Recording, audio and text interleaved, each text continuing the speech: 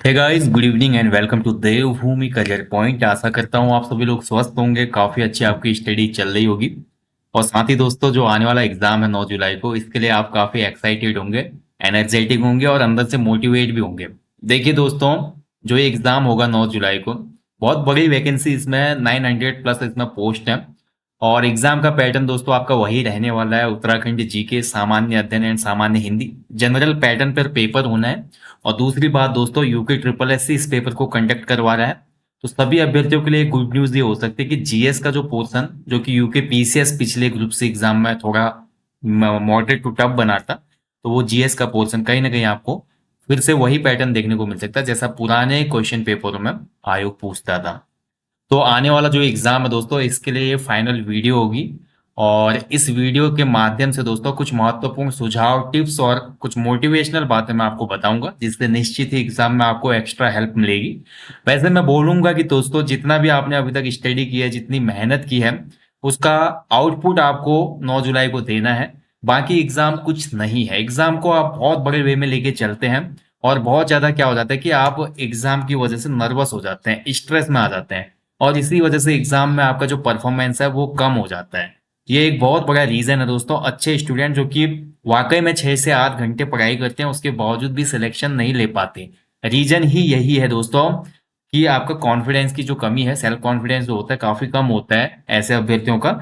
और दूसरा, एग्जाम से पहले दोस्तों थोड़ा, जिसको एग्जाम फोबिया बोलते हैं, लाइक स्ट्रेस होना, घबराहट होना, नर्वस फील करना। और ये पार्ट भी है एग्जाम का, ऐसा नहीं है कि कोई आदमी बहुत बहादुर है। हर एग्जाम में दोस्तों आपने देखा होगा, स्कूल एग्जाम से लेकर हमारे लाइफ के जो एग्जाम होते हैं, इनमें आदमी नर्वस होता है, घबराता है। बट हमेशा जीत उसकी ही होती है जो इन सभी चैलेंजेस को एक्सेप्ट करके आगे बढ़ता है। और ये चैलेंज आपको भी फेस करना है। आपने इतने एग्जाम दे दिए, तो एग्जाम में आपको इतना घबराने की कोई आवश्यकता नहीं है। तो कुछ महत्वपूर्ण बात है जो डिस्कस करूंगा। सबसे पहला पॉइंट तो दोस्तों मैं आपको बोलना चाहूंगा, आपका जो ये पेपर होगा ना, इस पेपर में पहला काम आप क्या करेंगे ना, फर्स्ट जो पॉइंट है, पेपर को ध्यानपूर्वक आपने पढ़ना है। देखिए, पूरे 2 घंटे मिलते हैं आपको यूके ट्रिपल एस सी के पेपर में, ग्रुप सी के पेपर में। अगर उसमें 10 नंबर की रीजनिंग की मैं बात करूँ तो दोस्तों, तो 10 नंबर की रीजनिंग के सॉल्यूशन के अलावा ऐसा नहीं कि किसी भी प्रश्न का उत्तर 20 से 30 सेकेंड में नहीं दिया जा सकता। यानी कि अगर मैं बोलूं, अनुमान लगाएं तो 30 से 40 मिनट में पेपर हल हो सकता है। 30 से 40 मिनट में आराम से, आसानी से पेपर हल हो सकता है। बट मैं आपको बोलूंगा, फिर भी आप क्या करेंगे, पेपर मिलने के बाद प्रारंभिक जो 15 से 20-25 मिनट है, उसको आप पेपर पढ़ने में यूज कीजिए। यानी कि पेपर को ध्यानपूर्वक पढ़ना है। कई बार हमें देखिए, आता हुआ सवाल हम ध्यानपूर्वक नहीं पढ़ते और गलती हो जाती है। और उसी गलती का खामियाजा आपको 2-3 सालों के रूप में झेलना पड़ता है। मान लीजिए 1 नंबर से सिलेक्शन रुक गया, तो आप 2-3 साल पीछे हो जाते हैं भाई। कल पटवारी का रिजल्ट आया, पटवारी रिजल्ट में आप देख लो कि 0.0001, यानी कि 4 अंकों तक, 0.0001 से भी कैंडिडेट रुका है। I am shocked. ठीक है, दशमलव के बाद 4 अंकों के पीछे, वो भी 0.0001, कितना अंतर है, मामूली सा डेसिमल का। इससे भी कैंडिडेट चूक गए सिलेक्शन लेने के लिए। तो वो 1 नंबर, 0.25 नंबर तो बहुत बड़ी बात है। हालांकि इसमें आपका जो स्कोर है इतना पीछे नहीं जाएगा, क्योंकि यूके ट्रिपल एस इसमें डायरेक्ट अगर कोई क्वेश्चन विवादित होगा तो उसको डिलीट करेगा, बोनस देगा। और 0.25 आपके एक प्रश्न के लिए काटे जाएंगे, इसमें 1 नंबर आपको हर क्वेश्चन के लिए मिलेगा। ठीक है, यानी कि इसमें जो सिलेक्शन का आपका रहेगा वेरिएशन, वो 0.25, 0.50, 0.75 और 1.0। तो मान लीजिए किसी का 1 नंबर से रुक सकता है, 0.25 से रुक सकता है, 0.50, 0.75। तो ये चीज इसमें रहने वाली है। तो ये 0.25, 0.50, 0.75 का जो अंतर आएगा सिलेक्शन ना होने में, उसका रीजन ही है पेपर को ध्यानपूर्वक न पढ़ना।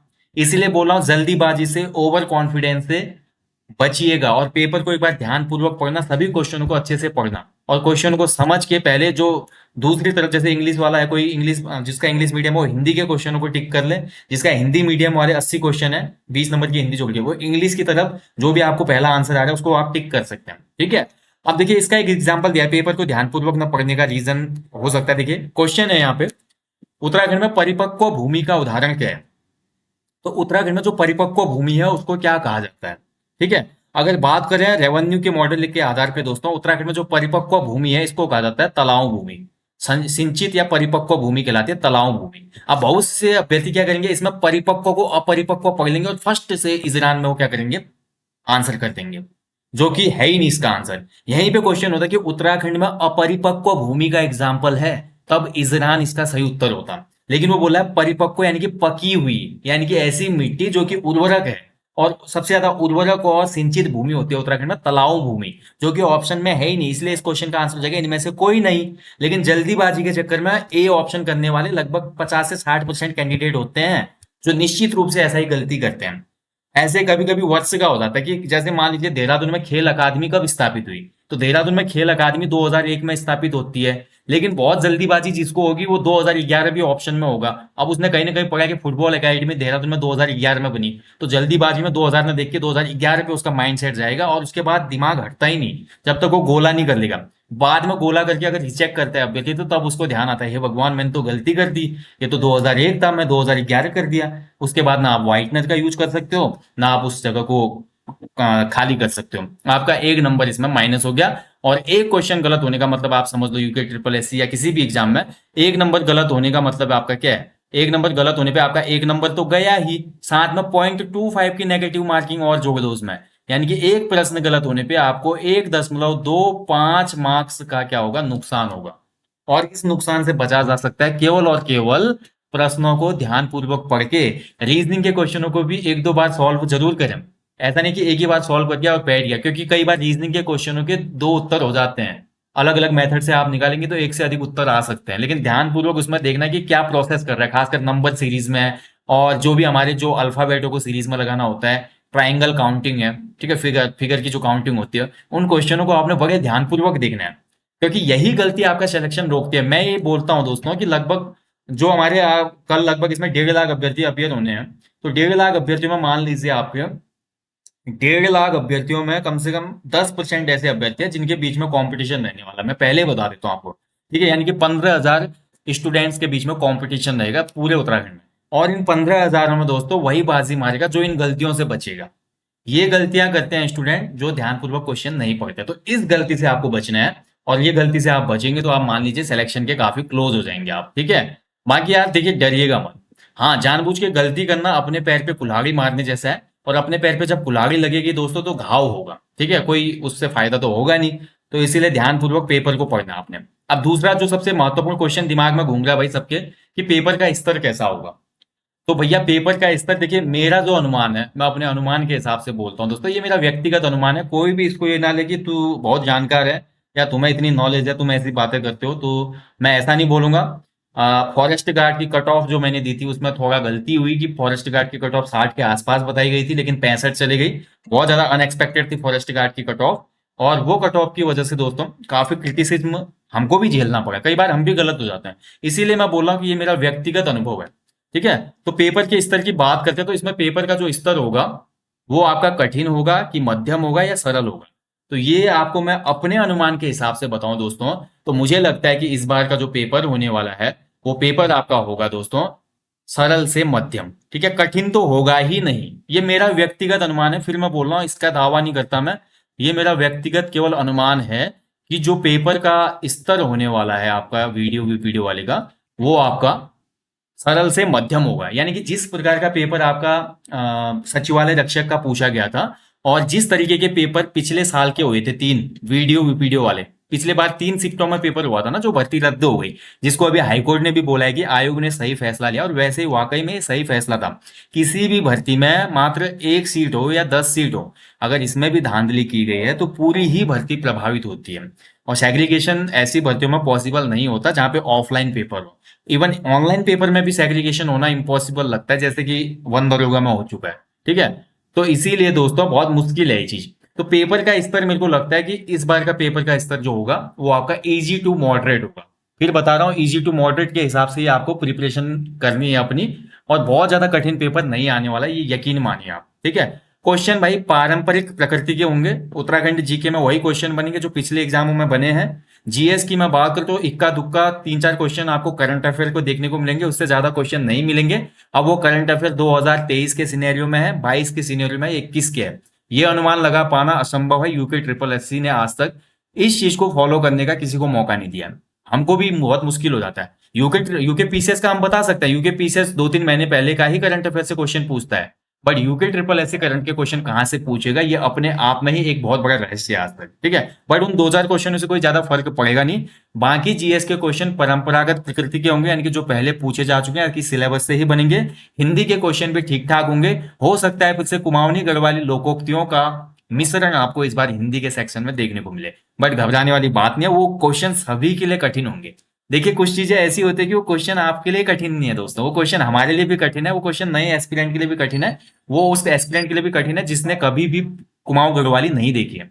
तो ज्यादा आपको इसमें घबराने की आवश्यकता नहीं है। तो पेपर का जो लेवल होगा वो मॉडरेट, इजी टू मॉडरेट होगा, ये मैं पहले ही बता चुका हूँ, ठीक है। इसके बाद जो अगला पॉइंट है भैया, अगला पॉइंट बोलता है कि कितने प्रश्न अटेम्प्ट करना सही रहेगा।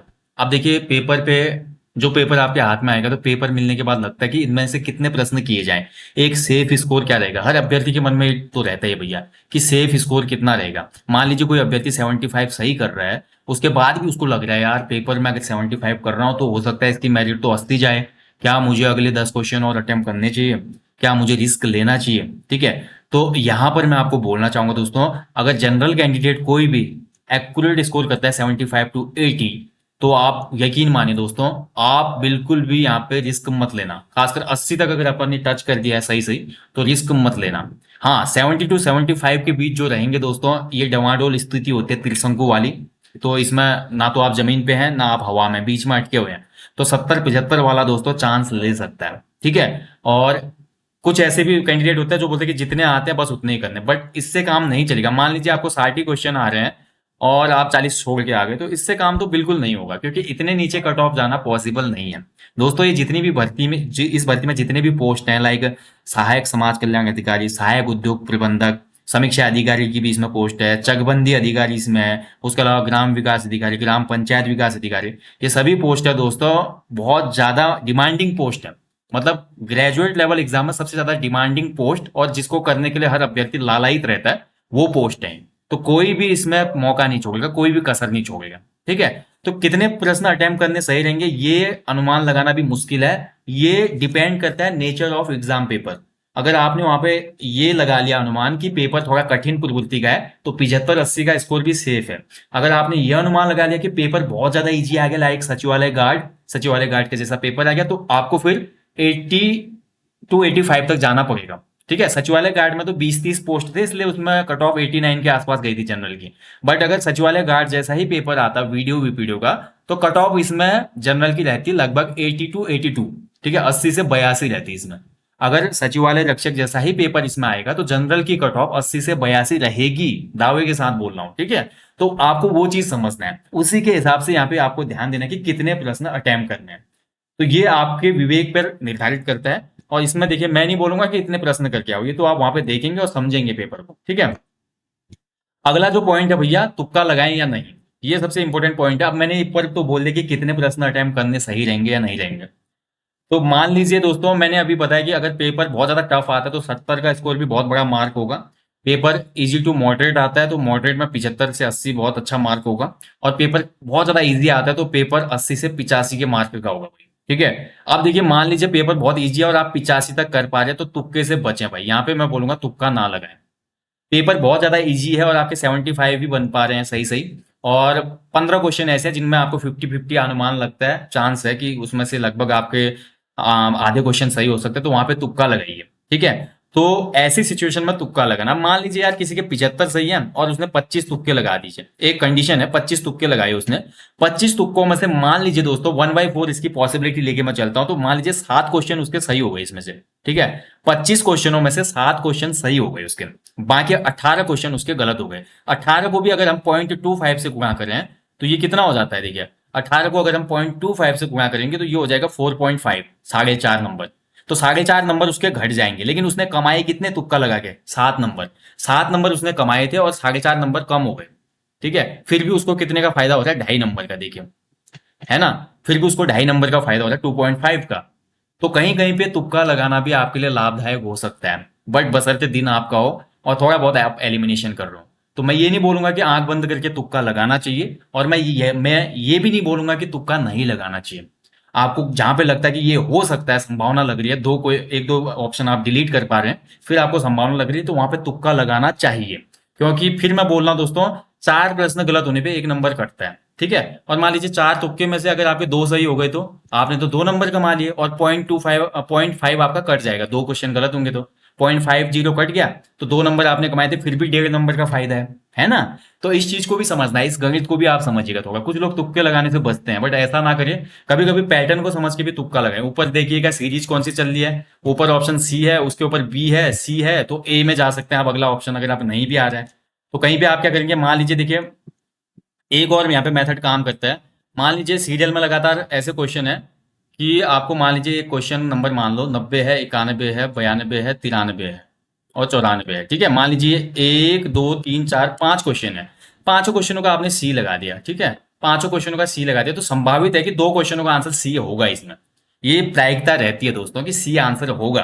तो सी आंसर होगा तो 2 क्वेश्चन के 2 नंबर आपके हो गए, 3 क्वेश्चन आपके गलत हो गए, तो 2 नंबर आपने कमाए, 0.75 आपके कम हो गए 3 गलत होने पे, ठीक है। 3 गलत होने पे 0.75 कम हो गए। अब 2 में से अगर 0.75 को घटाएंगे तो फिर भी आप 1.25 के प्रॉफिट में हैं, प्लस में है नहीं, फिर भी तो आप 1.25 नंबर गेन किए इसमें। तो इस चीज का ध्यान रखना है, इस हिसाब से तुक्का लगाना है दोस्तों। मैं नहीं बोलूंगा कि आंख बंद करके कि आपने बोल दिया यार, कि जैसे बचपन में खेलते थे कि एक हम कुछ लाइनें बोलते थे, ऐसे ऐसे उंगलियां रख देते थे, तो ऐसे आंख बंद करके नहीं लगाना है, ठीक है।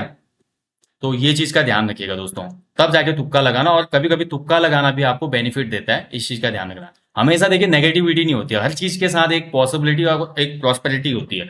कुछ लोग सोचते हैं कि यार ये चीजें गलत हैं, तुक्का लगाना ये चीजें गलत है, लेकिन नहीं, कहीं कहीं पे ये चीजें काम भी करती हैं। और आप यकीन नहीं मारेंगे दोस्तों, यूपीएससी में भी दोस्तों जो कैंडिडेट होते हैं ना, लगभग 40% क्वेश्चन ही सही कर पाते हो। अगले 20 से 25% क्वेश्चन जो होते हैं उनके तुक्का होता है वो, मान के चलिए आप, ठीक है। इसमें से उनके 10 क्वेश्चन सही हो जाते हैं और लगभग वो कट ऑफ में आ जाते हैं। आप देख रहे हैं यूपीएससी की जो कट ऑफ जा रही है प्री की पे, आजकल 90 से भी ऊपर नहीं जा रही है, यानी कि 45 नंबर ही जा रही है।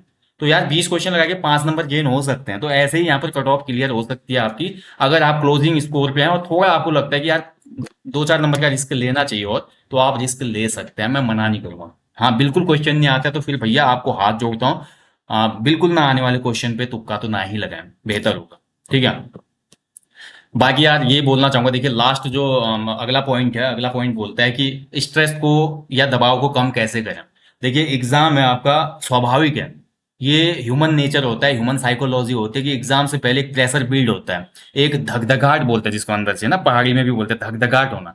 तो अंदर से एक धकधकाहट होती है, अचकचाहट होता है, ठीक है, फरफराहट होती है कि अगर इस एग्जाम में नहीं हुआ तो क्या होगा, मेरे साथ वालों को तो कल पटवारी में हो गया, मेरा अगर वीडियो में भी नहीं होगा तो क्या होगा। तो इस तरह के कंपैरिजन से, इस तरह के संवाद से दिमाग को बचाना है। जैसे आपका दिमाग ऐसा सोचकर कि आपको ये डाइवर्ट करना है दिमाग को, ये वैकेंसी तो बहुत बड़ी है, 900 प्लस की वैकेंसी है, इसमें तो एक सीट मेरी ही है, ठीक है, यानी कि अदर पर्सन के लिए इसमें 899 वैकेंसी है, एक वैकेंसी तो मेरी हो चुकी है। तो दिमाग को ये आप बहला फुसला के बेवकूफ बनाएंगे आप, और इससे आपका स्ट्रेस स्वाभाविक रूप से कम होगा। और दूसरी बात देखिए दोस्तों, स्ट्रेस लेने से फायदा क्या है बताइए। स्ट्रेस क्या आपका सिलेक्शन करवाएगा, क्या प्रेशर आपका सिलेक्शन करवाएगा, नहीं। आपका मोटिवेशन, डेडिकेशन और फ्री टू माइंड जब आप जाएंगे एग्जाम हॉल में, तब जाके आपको एग्जाम का 100% मिलेगा भैया। कभी भी क्या होता है देखिए, एग्जाम में आप तब जाके सफलता अचीव कर सकते हैं जब आप इस पर्पज से जाएंगे कि आपके पास पाने के लिए बहुत कुछ है और खोने के लिए कुछ भी नहीं। यानी कि एग्जाम पेपर जो है आपके लिए खोने के लिए कुछ भी नहीं है आपके पास, पाने के लिए बहुत कुछ है। अभी जिंदगी बहुत बड़ी है, तो ये पेपर अगर सही नहीं भी होगा कोई बात नहीं, नेक्स्ट पेपर देख लेंगे। और अगर मान लीजिए नहीं भी होगा तो फिर आगे कुछ ना कुछ जीवन में अच्छा ही होता है। अगर आपने तैयारी शुरू की, अपने नॉलेज को आप नरिश कर रहे हैं, तो वो नॉलेज कहीं ना कहीं आपको एक भरपूर जगह पे ले जाएगी। वो नॉलेज आपको जीवन में हमेशा आगे ही ले जाएगी। लाइफ में कोई भी रिवर्स गियर नहीं होता, कोई भी एग्जाम जिंदगी से बड़ा नहीं होता। मैं बार बार बोलता हूँ, जिंदगी स्वयं में ही एक एग्जाम है। देखिए दोस्तों, वीडियो के एग्जाम में नकल हुई थी पिछले साल, वीडियो का एग्जाम कैंसिल हुआ और इसका री एग्जाम हो रहा है। बट जिंदगी की जो परीक्षा होती है ना, इसमें तो री एग्जाम भी नहीं होता। क्या जिंदगी की परीक्षा में री एग्जाम होता है कभी? नहीं होता। तो ये एक आपकी जॉब पाने की परीक्षा है, इसको वहीं तक सीमित रखें। आपके जीवन में इससे भी बड़ी परीक्षाएं आएंगी, क्योंकि गीता में भी लिखा है मनुष्य जीवन ही दुखों का कारण है, और मोक्ष जो है वही मुक्ति होती है। तो जीवन में तो और भी परीक्षाएं आनी है, तो फिर ये स्ट्रेस लेके क्या फायदा है हमें, ठीक है। तो स्ट्रेस वगैरह ना ले। बाकी एक और पॉइंट है, देखिए नवीनतम रिजल्ट से क्या उम्मीद है। ये पॉइंट मैंने क्यों रखा, देखिए अभी आपने देखा होगा दोस्तों, पटवारी लेखपाल का रिजल्ट आया, फॉरेस्ट गार्ड की प्रारंभिक कट ऑफ आई फिजिकल के लिए, सचिवालय रक्षक का रिजल्ट आया, ठीक है। ऐसे ही कनिष्ठ सहायक 746 का रिजल्ट आया। तो इन रिजल्टों से आपको क्या देखने को मिला? अगर इन रिजल्टों की मैं बात करूं दोस्तों, पटवारी लेखपाल है, फॉरेस्ट गार्ड है, सचिवालय रक्षक है। फॉरेस्ट गार्ड में कट ऑफ 65 गई थी, हालांकि ये बढ़ेगी नहीं ज्यादा। सचिवालय रक्षक में कट ऑफ लगभग 89 गई थी जनरल की। पटवारी लेखपाल में एवरेज जो गई है कट ऑफ लगभग 74 के आसपास गई है, एवरेज कट ऑफ 74 के आसपास जनरल में। ठीक है। तो यहाँ पर जो पेपर था पटवारी का इजी टू मॉडरेट था, मॉडरेट मान सकते हैं, ज्यादा इजी नहीं था ये। फॉरेस्ट गार्ड का पेपर दोस्तों ये मॉडरेट पेपर था, ये भी इजी नहीं था। और सचिवालय रक्षक का पेपर इजी था, बट इसमें पोस्ट 30 पोस्ट ही थी। ठीक है, 30 पोस्ट बहुत कम होती है यार। 30 पोस्ट अगर मैं बोल रहा हूँ 900 इसमें पोस्ट होती है वीडियो वीडियो एग्जाम की तरह, तो ये कट ऑफ 89 की जगह 79 हो जाती है। ठीक है, क्योंकि बहुत इजी क्वेश्चन पेपर आने पे भी ऐसा नहीं होता कि हर अभ्यर्थी को वो क्वेश्चन आता हो। कोई अभ्यर्थी बहुत ज्यादा जटिल क्वेश्चन को भी आसानी से कर देता है, और कोई अभ्यर्थी सरल क्वेश्चन को भी नहीं पढ़ता है, इग्नोर करता है। तो सरल पेपर में भी ये नहीं कि हर बंदा ही 90 स्कोर कर पाए।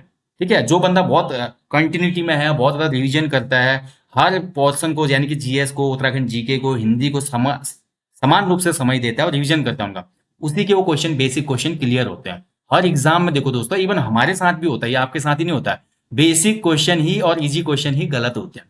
ठीक है, तो इस चीज का ध्यान रखना। तो नवीनतम रिजल्ट की मैं बात करूं, जैसे पटवारी लेखपाल का मैं रिजल्ट लेता हूं, देखिए आपको एक बात बताऊंगा बहुत इंपॉर्टेंट, तो आपको समझ में आएगी। तो पटवारी लेखपाल का रिजल्ट खुल गया भैया, देख लीजिए, हर तरफ से देख लीजिए। ठीक है, तो ये रिजल्ट था, इससे कंपैरिजन मिलेगा और एक बहुत बढ़िया आइडिया आपको आएगा। ठीक है, ये क्योंकि बड़ा एग्जाम था, ग्रेजुएट लेवल का एग्जाम था ना ये भी, इसमें भी तो ग्रेजुएट लोगों ने ही अपियर किया था ना।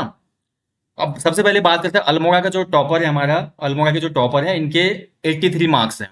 ठीक है, अल्मोड़ा के टॉपर के 83 मार्क्स हैं, और अल्मोड़ा की जो कट ऑफ गई है 74 गई है।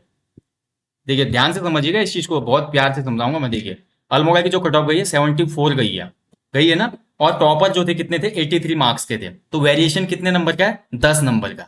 10 नंबर का वेरिएशन आ गया है जनरल के लिए। ठीक है, और 10 नंबर का वेरिएशन कब, जब अल्मोड़ा में टोटल पटवारी की पोस्ट आई थिंक 49 के आसपास थी। 49 के आसपास ही थी, इतनी तो थी ना। पटवारी में टोटल पोस्टों की बात करें तो 500 ही तो थे, जबकि जो आप वीडियो वीपीडीओ का एग्जाम दे रहे हैं उसमें डबल वैकेंसी है, इस चीज को समझिएगा। वहीं हम सेकंड डिस्ट्रिक्ट की बात करते हैं, देखिए सेकंड डिस्ट्रिक्ट पे जाते हैं, बागेश्वर। बागेश्वर का जो टॉपर है भैया ललित सिंह जी हैं, ओबीसी वाले हैं ललित सिंह जी। और ललित सिंह जी, बागेश्वर की जो कट ऑफ गई है 75 गई है। ठीक है, और जो हमारे ललित सिंह जी हैं इनके कट ऑफ है 78 है। बागेश्वर की वेरिएशन कम हुआ है, क्योंकि बागेश्वर में पोस्ट कम है जनरल के, आप देख लो जनरल में कितने लोग सेलेक्ट हुए, मात्र 6-7 लोग ही सेलेक्ट हुए हैं। तो यहाँ पे कट ऑफ गई है 75, 3 नंबर का वेरिएशन है। ठीक है, जनपदवार देखिए आपको हेल्प मिलेगी समझने में, इस चीज को समझिएगा। तीसरा हमारे देखिए जो चमोली के टॉपर हैं शशांक ममगई जी, चमोली वाले टॉपर जी के हमारे नंबर है भैया आपके 82।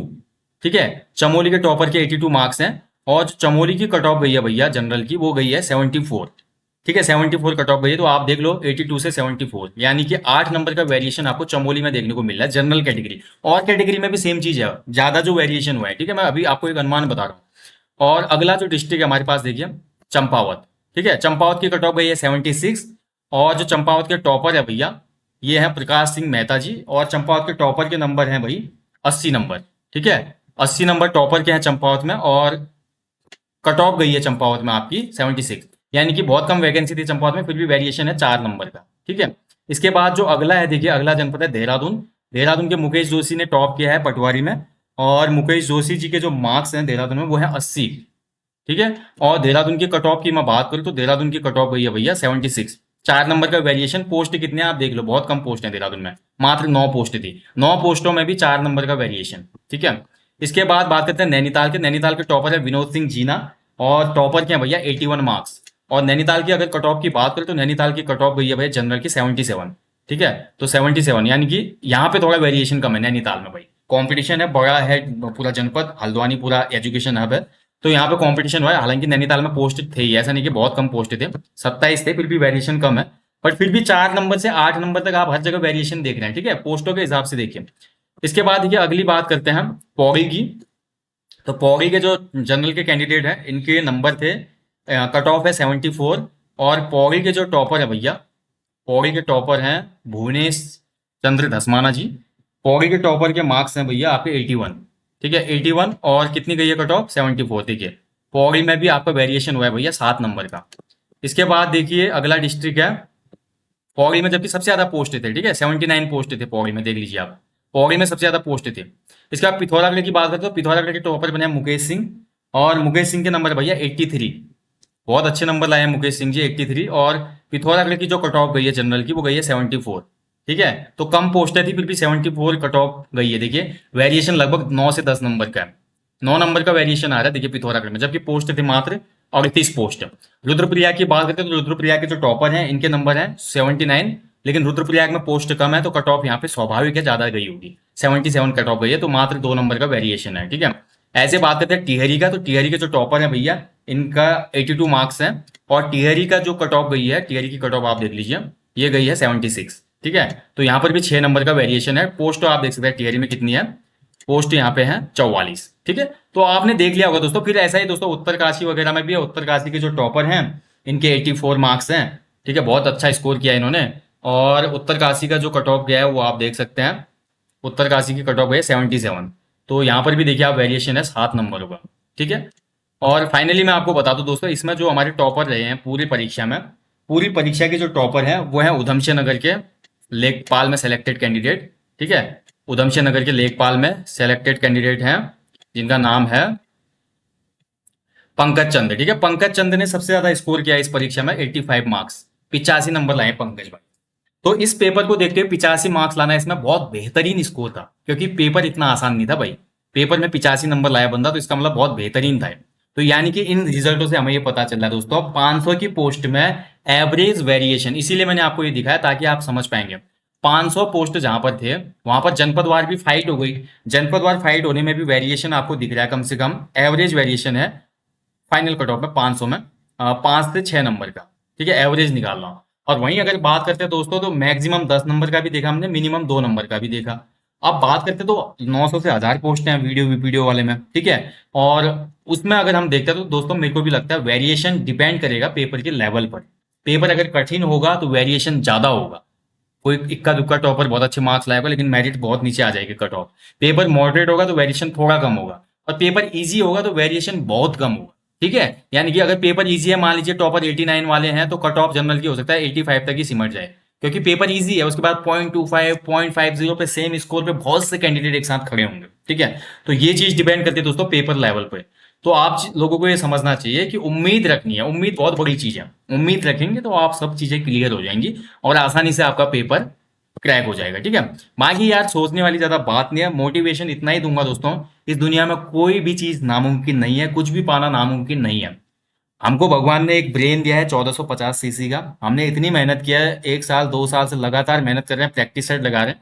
तो जो हमने सोचा है दोस्तों वो हमें मिलके रहेगा, और जहां तक हमारी सोच है कभी कभी हमें उससे ज्यादा भी मिल जाता है। ठीक है, और हमेशा याद रखना दोस्तों, कल को आसान बनाने के लिए आज आपको कड़ी मेहनत करनी पड़ेगी। तो हार नहीं मानना है जिंदगी में। ठीक है, हार बिल्कुल नहीं मानना है।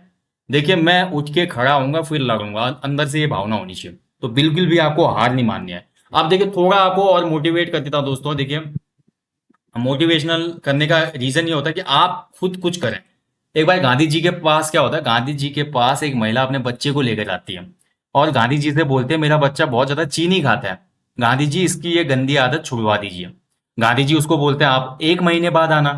अब जो महिला थी वो परेशान हो जाती है, वो सोचती है यार गांधी जी ने ऐसा क्यों बोला, ये तो गांधी जी सामने भी बोल सकते थे कि चीनी खाना अच्छी बात नहीं है, बट गांधी जी ने बोला 1 महीने बाद आना। तो 1 महीने बाद वो महिला फिर से अपने बच्चे को लेकर गई गांधी जी के पास, और गांधी जी ने उस समय बच्चे को बोला बेटा चीनी नहीं खाना चाहिए, मीठा खाना बुरी बात है।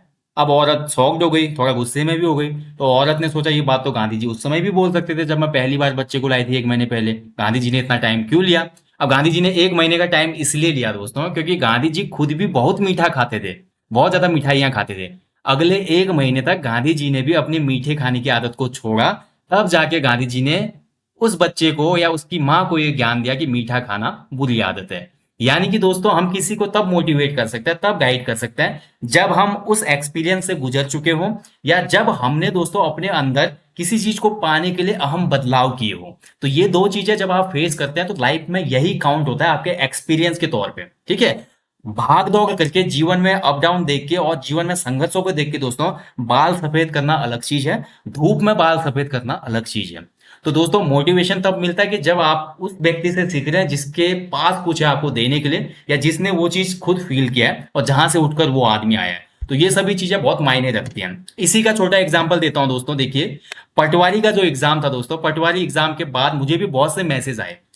पटवारी एग्जाम के बाद मुझे बहुत से मैसेज आए और मुझे बच्चों ने पूछा, क्या आपका पटवारी में सिलेक्शन हो गया, क्या आपका आपने भी पटवारी का एग्जाम दिया था। तो मैं आप लोगों को बोलूंगा दोस्तों, पटवारी का जो फॉर्म था मैंने भी भरा था, और पटवारी का जो एग्जाम था मैंने भी दिया था, और ये मैंने अल्मोड़ा जनपद से दिया था।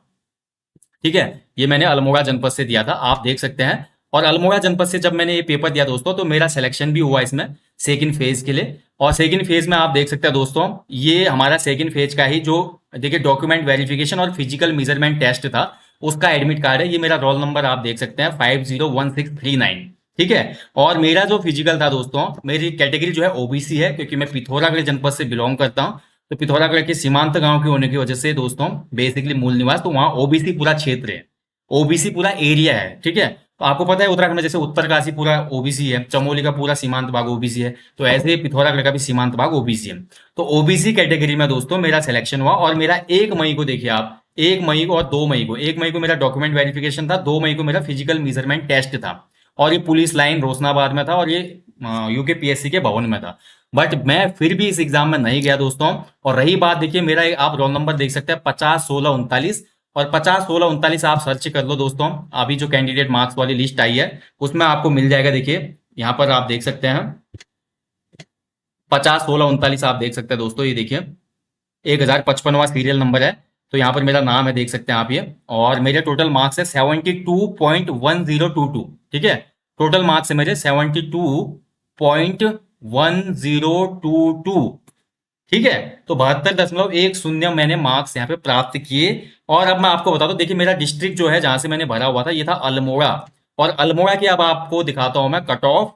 तो अल्मोड़ा की जो आप कट ऑफ है आप देख सकते हैं, आपके सामने है ओबीसी की। तो अल्मोड़ा की ओबीसी की कट ऑफ आप देख लीजिए भैया, 71.04।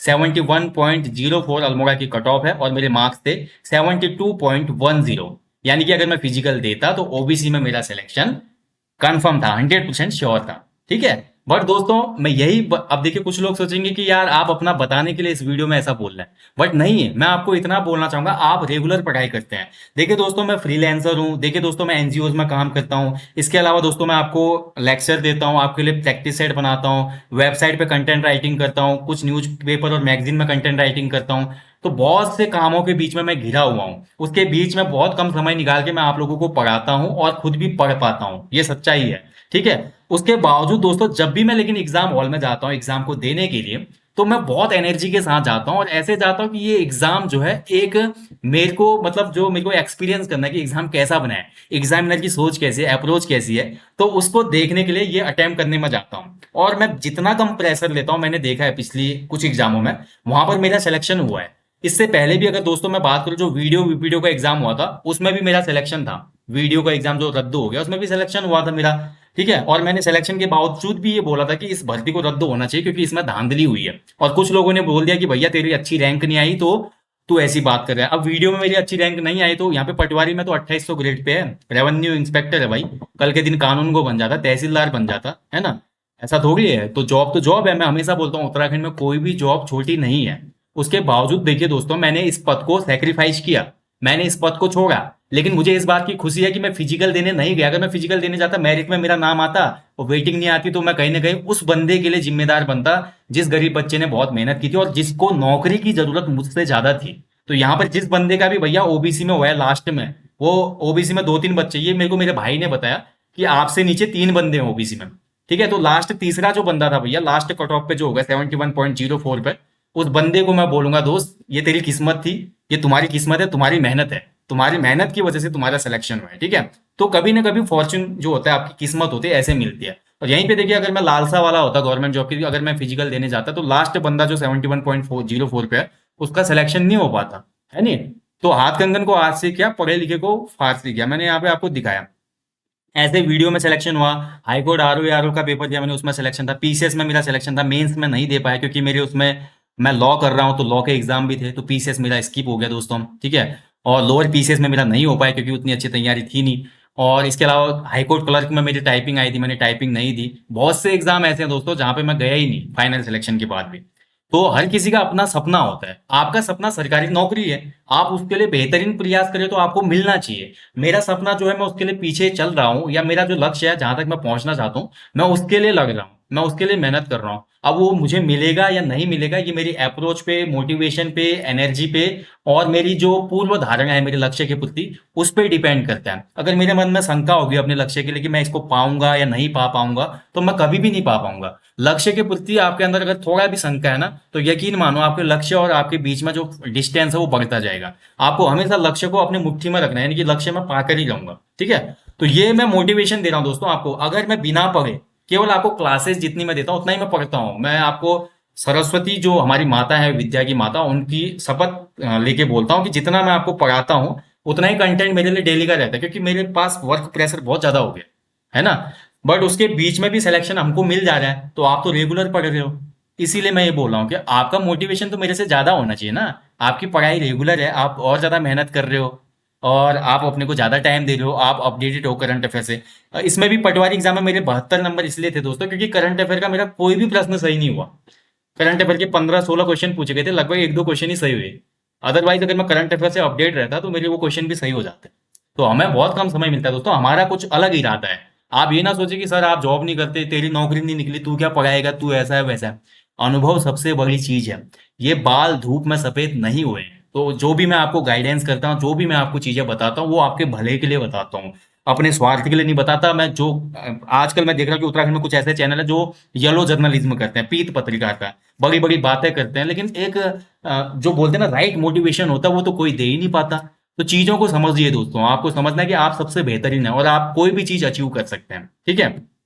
तो यही है दोस्तों, आज आपको कड़ी मेहनत करनी ही पड़ेगी कल को आसान बनाने के लिए। और जिंदगी में कभी हार नहीं मानना चाहिए। जिस दिन आपने हार मान ली दोस्तों उस दिन आपका, आप कोई भी लक्ष्य पे हो, मान लीजिए आप आईएएस हो, पीसीएस हो, कोई भी जॉब पे अगर आप हो, आपने अगर अंदर से हार मान ली ना, आपको खड़ा कोई नहीं कर सकता। आपको इस दुनिया में एक ही आदमी बचा सकता है, वो है आप खुद। आपको एक ही आदमी जीवन में आगे ले जा सकता है, वो आप खुद हैं। हम केवल आपको दोस्तों, हम वो परछाई हैं जो आपको धूप में थोड़ा सुकून देते हैं। बट ये है कि आपको फिर से जो यात्रा है खुद शुरू करनी पड़ेगी। गुरु को एक पेड़ मान लो दोस्तों, उस पेड़ के नीचे हो सकता है कि आपको कोई दिशा डायरेक्शन मिल जाए, उस पेड़ के नीचे कोई सिंबल मिल जाए जहां से आपको रास्ता पता चल जाए और थोड़ा आराम भी मिल जाए और थोड़ा मोटिवेशन भी मिल जाए। बट रास्ता, कठिनाई, संघर्ष, ये सभी आपको ही झेलना पड़ेगा और इसी को फेस करते हुए आप सक्सेस पाएंगे। तब जाके सफलता का मजा भी आता है। ये मैं सच्चाई आपको बता रहा हूँ, ठीक है। बाकी यार दोस्तों एक बात और बोलूंगा, देखिए कल हमारे एक स्टूडेंट थे, इनका सिलेक्शन हुआ है। और अभी देखिए वर्तमान समय में अमरनाथ यात्रा चल रही है जम्मू कश्मीर में। कश्मीर का माहौल आपको पता है, और ये जो भाई है ये आईटीबीपी में, इंडियन तिब्बत बॉर्डर पुलिस में। और उसके बावजूद भी दोस्तों इन्होंने एनओसी लेकर, कुछ लोग बोले थे एनओसी नहीं मिलती, एनओसी ली इन्होंने और एनओसी लेकर इन्होंने पढ़ाई की। क्योंकि जो ग्रेड पे होता है एसएससी जीडी कांस्टेबल का वो 2000 का होता है, जबकि पटवारी का 2800 का ग्रेड पे है, तो एनओसी मिल जाती है, ठीक है। जब मैंने इनका पोस्ट शेयर किया दोस्तों, इनकी जो उपलब्धि थी देखिए, इनका उधमसिंह नगर से हुआ है आई थिंक, या नैनीताल से हुआ है इनका, ठीक है।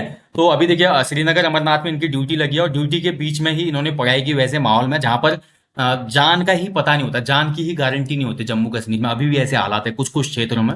तो वहां पर देखिए संयमित होकर, अनुशासन में रहकर और धैर्य के साथ पढ़ाई करना और उसके बाद सिलेक्शन लेना, ये बहुत बड़ी अचीवमेंट है दोस्तों। आपको आसान लग रही होगी, मैं मानता हूँ कुछ संघर्ष इससे भी बड़े हैं। आप पढ़ते हैं न्यूज में, रिक्शे वाले का बच्चा निकल गया, फल वाले के बच्चे ने क्रैक किया, झुग्गी झोपड़ी से कोई बच्चा निकला, उनका भी संघर्ष है, लेकिन उनसे कम इनका भी संघर्ष नहीं है। बट उसके बावजूद देखिए कुछ ऐसे लोग थे इसमें जो कमेंट कर रहे हैं, जॉनी सिंह इनका नाम है, और कुछ लोगों के ऐसे ऐसे कमेंट है भाई, इससे पता चलता है कि इनकी मेंटेलिटी कैसी है। जैसे कि ये दे सकते हैं आप, एक भाई का कमेंट देखिए, जॉनी ने शायद एग्जाम क्रैक किया, डॉक्टर, इंजीनियर, प्लम्बर, पुलिस। देखिए कंपैरिजन करो किसी का भी, लेकिन किसी अच्छी चीज से कंपैरिजन करो, ठीक है। अब उनका नाम जॉनी सिंह है, उनके पेरेंट्स ने वो नाम रखा, तो उसको आप किसी ऐसे नाम से जोड़ दिया दोस्तों जो कि हमारे कल्चर में एक्सेप्टेबल नहीं है। और अगर आपकी ऐसी सोच है कि तो आप क्या एग्जाम निकालोगे, आपकी सोच ही बताती है कि आप कितने गंदे परिवेश में अपने आप को पोषित कर रहे हैं। तो ऐसे टाइप के कमेंट ना करो यार, तुम एक फौजी भाई के लिए तुम ऐसे कमेंट कर रहे हो, जॉनी सिंह ऐसे जॉनी सिंह वगैरह बोल रहे हो।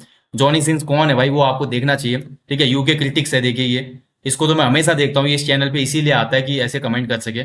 भाई अगर आप ऐसे कमेंट करोगे ना, ऊपर वाला देख रहा है, ऊपर वाले की लाठी में आवाज नहीं होती। आपकी मानसिकता और आपकी धारणा अगर किसी के लिए गलत है तो आप कभी सफल नहीं हो पाओगे। सरकारी नौकरी तो भूल ही जाओ आप, ठीक है। और बाकी एक और देख लो, ये पहले मैं सोचता था जॉनी सिंस केवल plumber, doctor, teacher, astronaut, police, army में है। आज पता चला पटवारी भी बन गया।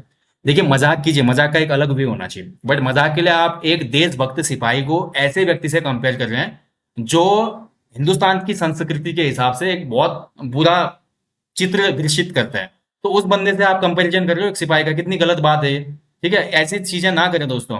और जो भी ऐसी गंदी सोच रखता है, भाई मैं हमेशा बोलता हूँ, अगर आप जिसकी गंदी सोच है, ठीक है, वो सफलता के बारे में कभी ना सोचे।